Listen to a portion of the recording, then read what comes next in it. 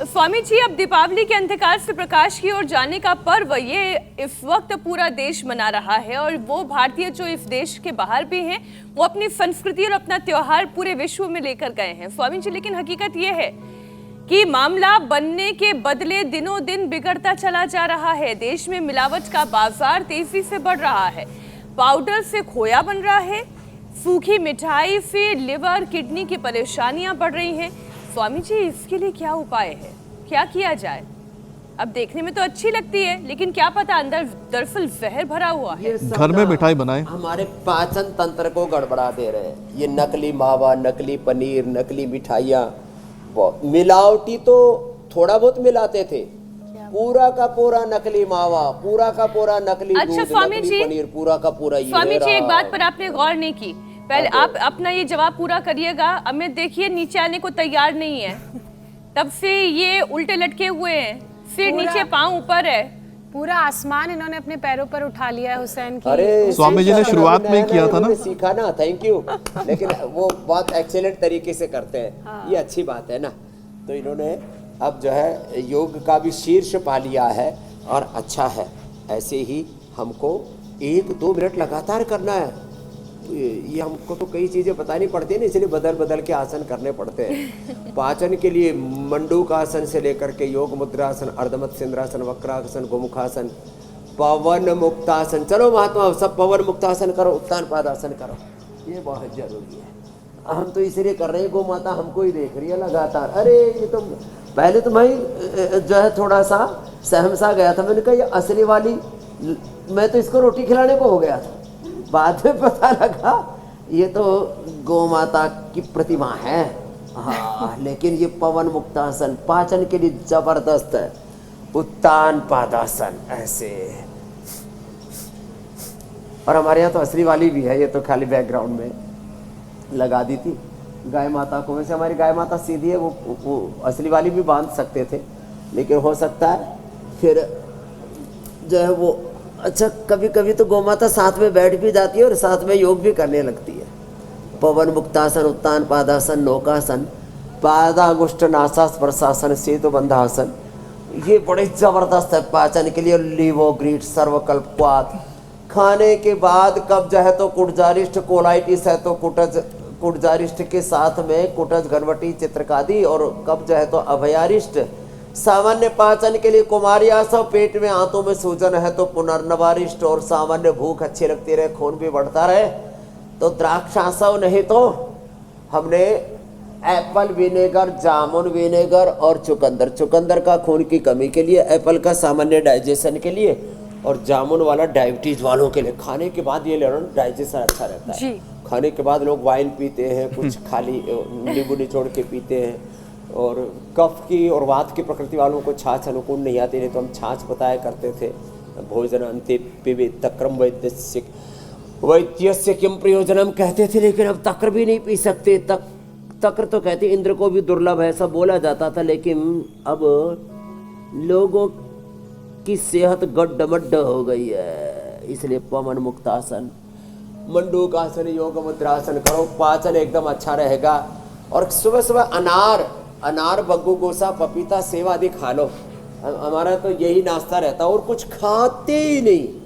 सच्ची बात तो यह है कि हम ड्राई फ्रूट भी कभी कभी खाते हैं, सप्ताह में 1 बार खा लिया, बहुत हो गया। स्वामी जी, यही जो छोटी छोटी बातें आपने बताई हैं, सुबह पंचामृत, आंवला, एलोवेरा, गोधन, अर्क और गो घृतपान अवश्य करते हैं, और फिर जो है ये ले लेते हैं बस। अच्छा स्वामी जी, एक बस छोटी सी बात पूछ लेती हूँ, कभी संतरा का रस, ये जो हर्बल पे गन्ने का जूस, आप कई बार कहते हैं कि सर्दी, जुकाम, बुखार या इसकी कई बार जब शुरुआत भर होती है, तो क्या वो जो हर्बल पे वाला जो इसमें बहुत सारी जड़ी बूटियां मिक्स हैं, जी, तो क्या ये खाना खाने के बाद या खाना खाने से पहले इसका कोई नियम तो नहीं है? वो कभी भी ली जा सकती है? कभी भी ली जा सकती है। वो तो ऐसे ही इम्यूनिटी को अच्छा करता है, सर्दी जुकाम से बचाता है, और सच में उसका टेस्ट भी बड़ा गजब है। उसमें चाय, कॉफ़ी और कुछ लोग अलग अलग प्रकार के ग्रीन टी आदि मिलते हैं ना, उन सब का एक तरह से मिश्रित वो है टेस्ट उसके अंदर। और अब हमने एक नया फार्मूलेशन तैयार किया जो है अश्वगंधा, शतावर, सफ़ेद मूसली, कोच बीज और उसमें बला बीज और ये सारे चीज़ें डाल करके पंचमेवे और सब, और उसमें थोड़ा कॉफ़ी डाल दी। क्या गजब टेस्ट, मैंने पहली बार खाली पानी में भी घोल करके पी के देखा और दूध में तो क्या गजब आता है। जैसा वो झाग वाली कॉफ़ी को क्या बोलते हैं? कैपेचिनो। कैपेचिनो। वो झाग वाली कॉफ़ी की तरह, Swami ji cappuccino. Cold coffee की तरह। स्वामी जी कॉफी बूटी हो गई, फिर कॉफी हाँ, बूटी ड्रिंक क्या- एक नया तैयार हो गया। स्वामी जी देखिए ना, आज दिवाली है, ऐसे पी सकते हैं। हाँ, उसके बाद गोवर्धन पूजा, फिर भाई दूज, छठ पूजा, देव दीपावली, तमाम पर्व और त्योहार हैं। और ऐसे में शुगर बीपी के जो मरीज़ हैं वो आज ख़ास तौर पर उन्हें सावधान रहने की ज़रूरत है, अलर्ट रहने की ज़रूरत है। देश में तो वैसे ही लोग ज़रूरत से ज़्यादा मीठा खाते हैं, नमक खाते हैं, और दिवाली में ये खपत दोगुनी हो जाती है। सब जगह से मिठाइयाँ आती हैं घर में, दिवाली गिफ्ट के तौर पर अलग अलग चीज़ें आती हैं। तो कुछ लोगों को मीठे की तलब ज़्यादा लगती है, कुछ ऐसे हैं जिन्हें नमकीन खाना पसंद है। तो स्वामी जी एक सेशन करवा दीजिए कि शुगर बैलेंस्ड रहे और किसी तरह की डायबिटीज़ के पेशेंट्स को दिक्कत ना हो।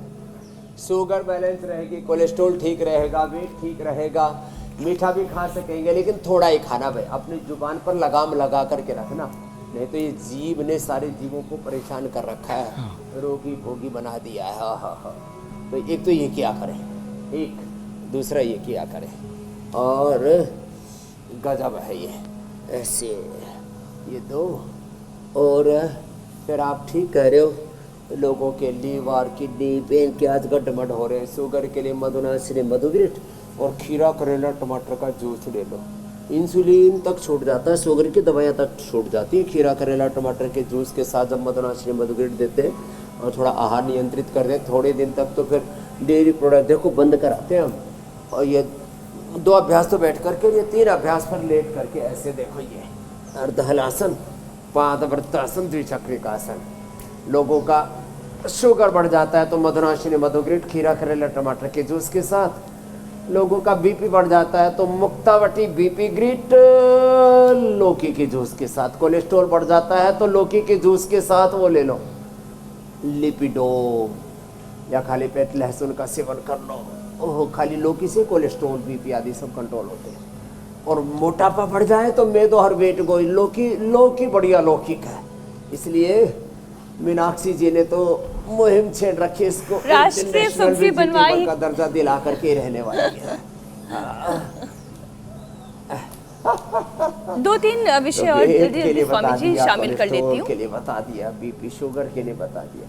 एक और तो ये जब कचरा खा के ना शरीर में खुजली खजली बहुत चलती है, तो गोधन अर्क के साथ ये जरूर ले लिया करें, नीम घुलवटी, पूरे शरीर से ना दुर्गंध हट जाएगी, शरीर, इंद्रियों, चित्त, चेतना, आत्मा का शोधन हो जाएगा। जी कुछ कह रहे थे आप लास्ट? जी मैं ये कह रही थी स्वामी जी कि ये जो प्रदूषित हवा है, इस प्रदूषित हवा की वजह से थायराइड और हार्मोनल इम्बैलेंस भी बहुत होता है, और फिर अगर एक बार हार्मोनल इम्बैलेंस हुआ तो वो फिर इम्यूनिटी पर डायरेक्ट अटैक करता है। तो स्वामी जी हार्मोनल इम्बैलेंस से बच सके, थायराइड बैलेंस रहे, इसके लिए कौन कौन से आसन करने नियमित तौर पर जरूरी हैं, और सिम्टम्स को कैसे पहचानते रहें, शरीर में क्या चीजें बदल रही हैं, उसको कैसे हम फोकस होकर समझ सकते हैं कि यहाँ किसी बीमारी की शुरुआत हो सकती है। मत्स्यासन एक ये सिंहासन, फिर ये ऐसे, ये उच्चासन, और एक है ये उज्जाई, ये बड़ा गजब का है।